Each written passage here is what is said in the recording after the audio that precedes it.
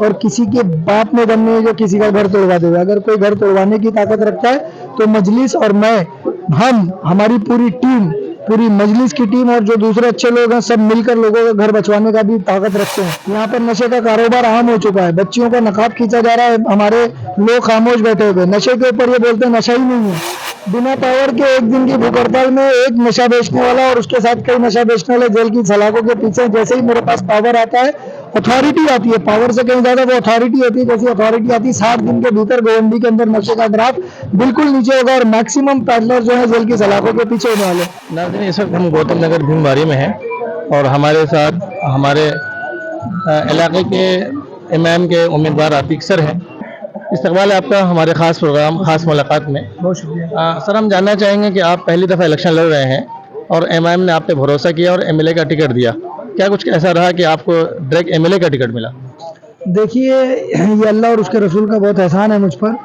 और MIM party के जो जिम्मेदारान हैं, बैरिस्टर असदुद्दीन ओवैसी, जनाब अकबरुद्दीन ओवैसी, हमारे अहमद बलाला साहब, मुंबई के जो प्रेसिडेंट लश्करिया साहब, इम्तियाज़ जलील साहब, इन लोगों ने मुझे भरोसा जताया और टिकट दिया। और इंशाल्लाह देखिए आप 23 तारीख को जो है पूरे मानको शिवाजी नगर असेंबली में एमआईएम का झंडा फहराने वाला है। लोगों की मोहब्बत बहुत ज़्यादा मिल रही है और इसी मोहब्बत के साथ हम इलेक्शन जीत रहे हैं। बीबीसी उर्दू का भी सर्वे हमने देखा और लोकल मीडिया का भी सर्वे है और हमने खुद भी सर्वे किया। उसमें ये दिखकर आया कि आप पहले नंबर पे सर्वे में आ रहे हैं। इलेक्शन आप लड़ रहे हैं, आप जीत जाते हैं तो आपका पहला काम क्या होगा? जैसे अब आसम ने कहा कि 14 फीट के ऊपर जो घर है उसको हम तोड़वा दें और पैसा उनसे ले जिनका घर है, तो क्या घर टूटेंगे या फिर नहीं टूटेंगे? क्या क्या कुछ होगा आपके आने के बाद? देखिए, अबू हाशिम आजमी नहीं कहता, वो अबू हाशिम आजमी जो है अपने चेलों से कहलवाते हैं और उनके चेले जो हैं गुंडागर्दी करते हैं, लोगों को आकर डरा रहे हैं कि अगर अबू हाशिम आजमी हारा तो घर टूट जाएंगे, 14 फीट के ऊपर पानी का कनेक्शन कट जाएगा। ये घर ना अबू हाशिम आजमी ने बनवाया ना उनके चेलों ने बनाया, लोगों ने अपनी गाड़ी मेहनत कमाई से बनवाया। और किसी के बाप में दम नहीं है जो किसी का घर तोड़वा देगा। अगर कोई घर तोड़वाने की ताकत रखता है तो मजलिस और मैं, हम, हमारी पूरी टीम, पूरी मजलिस की टीम और जो दूसरे अच्छे लोग हैं सब मिलकर लोगों का घर बचवाने का भी ताकत रखते हैं।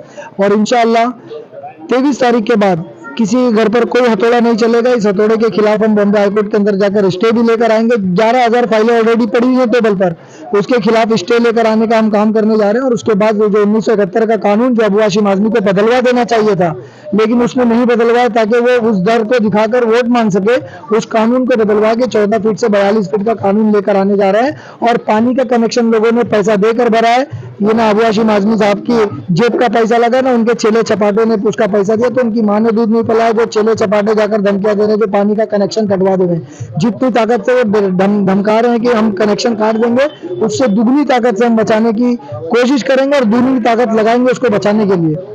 सर, आप एक सर हैं और ज़माने से बच्चों को पढ़ाते आ रहे हैं और आपकी आवाज़ पे मुद्दे ऐसे ही हल हो जा रहे हैं, तो क्या ज़रूरत पड़ी कि आप इलेक्शन में आए? इलेक्शन में आने की जरूरत इसलिए पड़ी कि जो लोग इलेक्शन जीतते हैं वो अपने चेले चपाटों को यहाँ का गुंडा बना दे रहे हैं। यहाँ पर नशे का कारोबार आम हो चुका है, बच्चियों का नकाब खींचा जा रहा है, हमारे लोग खामोश बैठे हुए। नशे के ऊपर ये बोलते हैं नशा ही नहीं है। तो सारे जो ऐसे मुद्दे हैं जिससे नस्लें तबाह हो रही हैं उस मुद्दे पर इन्होंने आंख मूंद रखा है। तो इनकी आंखें खोलने के लिए हम इलेक्शन लड़ रहे हैं और इंशाल्लाह जीत कर आएंगे। जो मुद्दे पर उन्होंने आंख बंद रखी है, हम अपने कान आंख दोनों खोलकर उस मुद्दे को होश के साथ सॉल्व करने की कोशिश करेंगे, इसीलिए हमको इलेक्शन लड़ना पड़ रहा है। सर, आप अपने स्पीच में कहते हैं कि हम नशा खत्म कर देंगे 2 महीने के अंदर। कब्रिस्तान का मुद्दा है जो उसमें आप कह रहे हैं कि मिट्टी गलत डाली गई है, कब्रिस्तान की ज़मीन में कब्जा कर लिया गया है, एसएमएस कंपनी का मसला है, डंपिंग का मसला है। इन सब मुद्दों का आप बहुत ज़ोरों से उठाते हैं। आप आते हैं तो क्या कहेंगे गोवंडी के लोगों को, गोवंडी वर्कर को? कितने दिनों में, कितने सालों में ये सारे मुद्दे जो आप जिनका तस्करा कर रहे हैं कि अबू हाशिम ने नहीं किया तो आप वो करने वाले और उसका हल निकालेंगे? बिना पावर के एक दिन की भूख हड़ताल में एक नशा बेचने वाला और उसके साथ कई नशा बेचने वाले जेल की सलाखों के पीछे। जैसे ही मेरे पास पावर आता है, अथॉरिटी आती है, पावर से कहीं ज्यादा वो अथॉरिटी होती है। जैसी अथॉरिटी आती है 60 दिन के भीतर गोवंडी के अंदर नशे का ग्राफ बिल्कुल नीचे होगा और मैक्सिमम पैडलर जो है जेल की सलाखों के पीछे होने वाले। और जो कब्रिस्तान चोरी के थे बिना एमएलए रहे, कब्रिस्तान के लिए भी हमने लड़ाई लड़ी है, एसएमएस कंपनी की भी लड़ाई लड़ी, हिजाब की भी लड़ाई लड़ी। जिस दिन अथॉरिटी मिलेगी ये सारी चीजों की सुविधाएं जो 6 महीने के भीतर खत्म। और गोवंडी जिस कॉलेज के लिए तड़प रहा है 3 साल के अंदर वो कॉलेज बीबी फातिमा गर्ल्स कॉलेज बनकर तैयार होगा।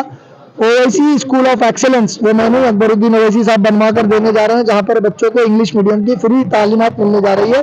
1000 बच्चों को फ्री, यतीम बच्चों को फ्री कोचिंग मिलने जा रही है, पीने का साफ पानी, और यहाँ के लोगों की जो एम्बुलेंस है, सालारे मिल्लत के नाम पर 2 एम्बुलेंस यहाँ पर लेकर आकर देने जा रहे हैं। यहाँ के बच्चों की सुई से लेकर हवाई जहाज तक की जरूरियात जो है वो हम पूरा करके देंगे इंशाल्लाह।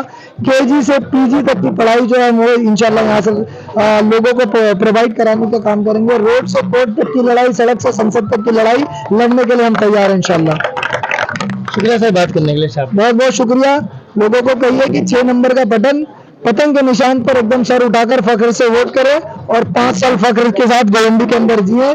बाकी काम छोड़ देंगे। आपका अपना बच्चा, आपका भाई आपके पीछे पूरी ताकत से खड़ा है। किसी गुंडे से घबराने की जरूरत नहीं है।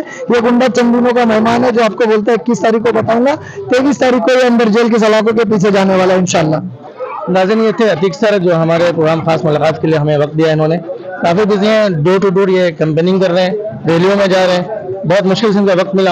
अब देखते रहे, हम फिर मिलेंगे किसी और अहम शख्सियत के साथ किसी और जगह पे। जब तक के लिए इजाज़त, शुक्रिया।